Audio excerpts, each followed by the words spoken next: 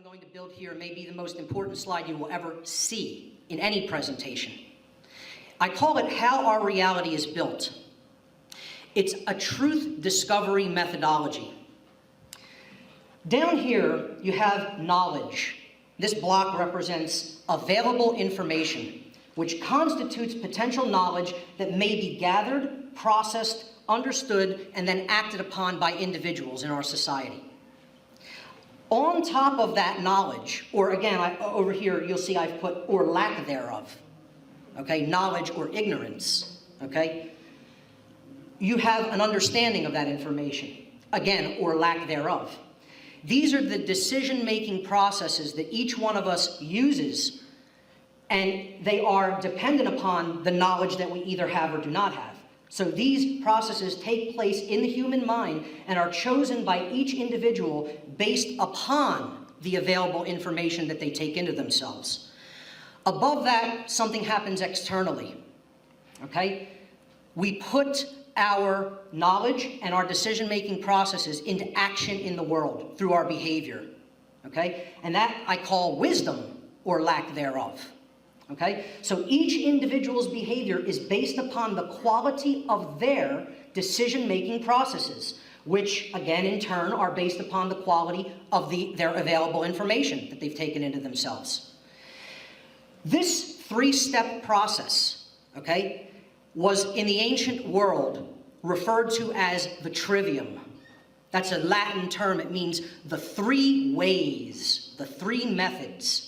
It's a threefold process of truth discovery, and it's been eradicated from the modern world. Eradicated, okay? Real education in the past taught the trivium methodology. Now, so-called educators don't even know the trivium at all. They've never even heard of it, okay? So what happens above that? After human behavior, we get the result, right? We get what actually manifests in reality. So that's the generated result. The conclusion, the manifestation. It's what happens. It's what occurs in our world, okay? The quality of the condition which manifests in any given society is going to be based upon the aggregate quality of behavior within that society. That determines what our world is like. All right? Now, if you were of a mindset, just let's say, so to speak, to try to control that outcome, what level would you want to control things from? So here's how to control reality, if you're of that mindset, and there are many people who are. Are you going to try to control it from the level of manifestation? Well, I think that's pretty impossible, right? Because it's already occurred. It already manifested. You're not going to control it from that level, so we could take that out of the equation. Are you going to control it from the human behavioral level? I mean physically. People's physical behavior. You're going to try to control that in each individual? Well, you could, you know, but that's called overt control. And people see that pretty readily, right? And they'll rebel against that pretty quickly, because they'll know they're under control. So that's going to be the most difficult place to control that from. Can you control it from people's decision-making processes, meaning from the level of mind? Yes, you absolutely can. But that's actually more difficult because you have to go to each individual and you would have to try to change the way that they think.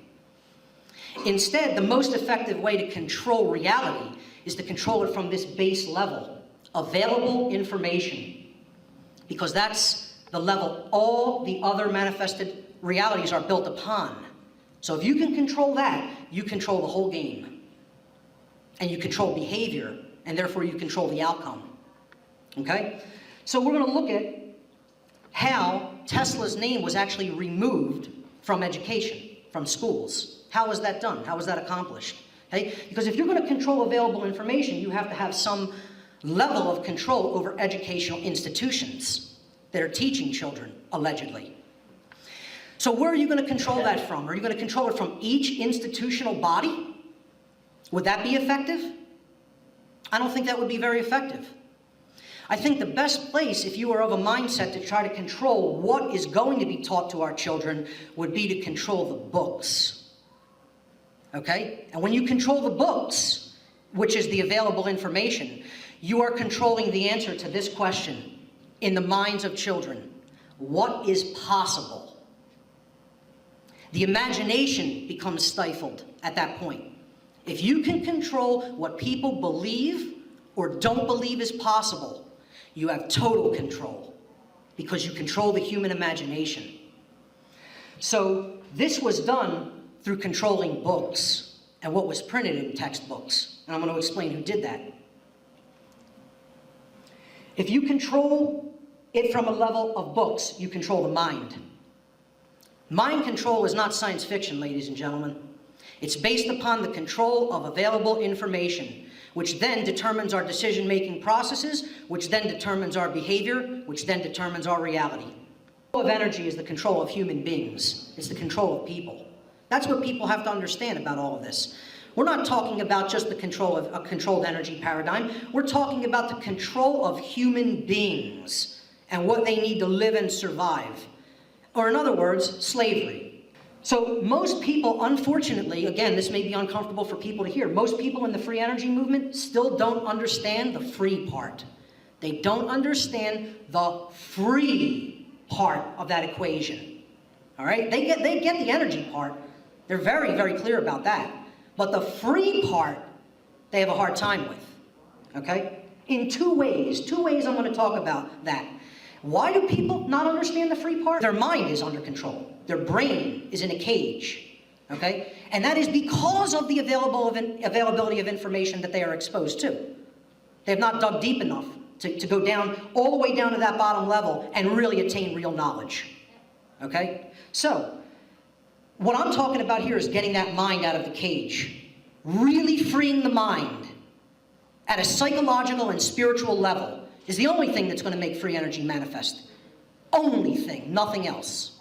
Let's look at what I call the two universal worldwide religions, false religions, that are actually holding humanity back from the manifestation of free energy. And until the mind grasps that these are illusions, that they don't exist in nature, that they don't really do anything except hold us back evolutionarily, there will be no change. Nothing will change here. Don't expect it. Don't count on it, okay? The first universally believed in world false religion is called authority, or government, call it whatever you want.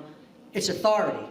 And it's a false religion, and here's what it actually is. It's not my belief about what it is, it's what it actually is, okay?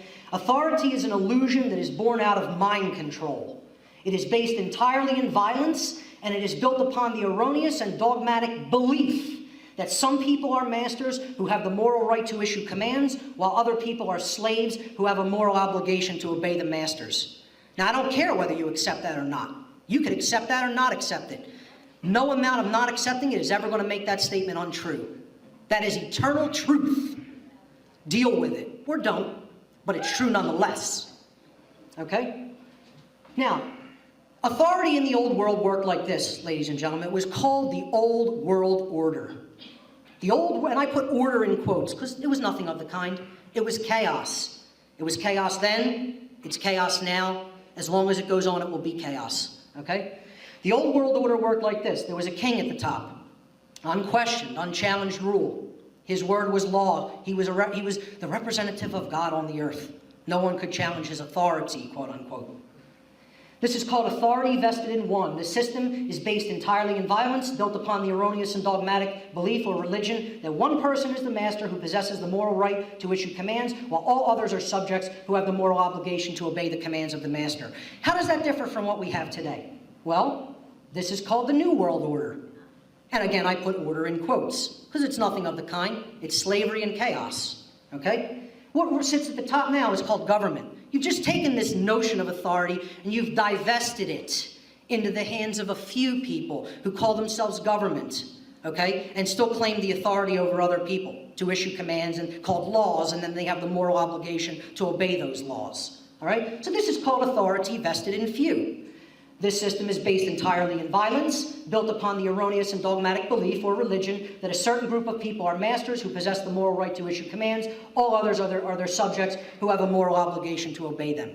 Now, there's a little equation that's left out of here that also ties in with the word free, and that's called money. Okay, because really what rules at the top of that pyramidal structure is a combination of government authority and corporate control. That wedding, that unholy union is what's really controlling the world today. A marriage of government and corporate power, okay? That's what the New World Order is, quote unquote order. Let's just look at how they compare. The old world order with the king at the top, that's called, if we're being honest with ourselves and we stop euphemizing, that's called slavery ruled by one, okay? If we stop the euphemizing, all right? The New World Order, on the other hand, is slavery ruled by few, okay? And determined and dictated by the god called money. If we're being honest with ourselves, most people aren't.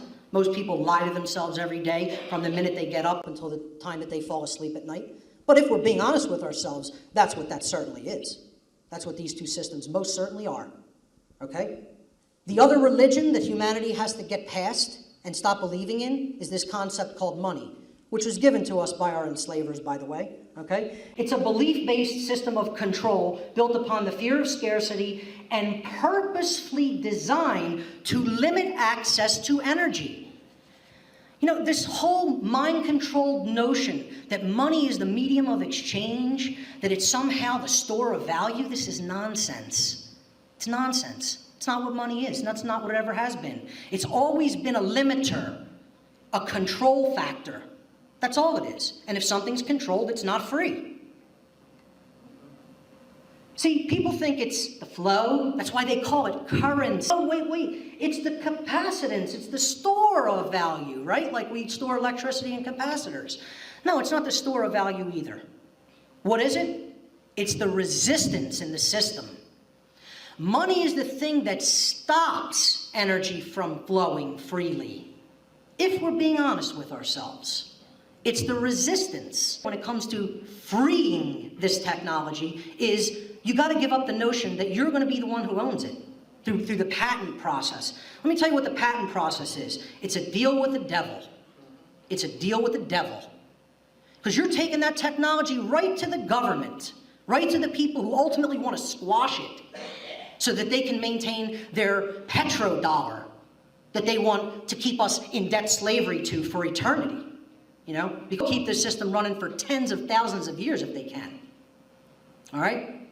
So the patent system is it's a cul-de-sac for control. That's all it is. It's getting them, how many free energy inventions do you think were killed by the patent system? 6,000. And probably more. That's probably the ones we know about. So but if we think we're going to bring Tesla's visionary technology to fruition within a state of slavery, we're lying to ourselves. We're kidding ourselves, okay? We have to stop trying to put the cart before the horse, okay? You can't put the cart before the horse, okay? People think, what the free energy movement seems to think is that Tesla technology is the horse, and it's going to bring in freedom in the cart into our culture. Freedom's riding in that cart, and Tesla technology is that horse. It's going to pull it in, and we're going to magically be free once we develop that. Well, you know, I'm sorry to burst the bubble on that, ladies and gentlemen, but it's the other way around. It's exactly the other way around, okay? Tesla technology's in that cart, and the horse is true freedom, an understanding of what true freedom is.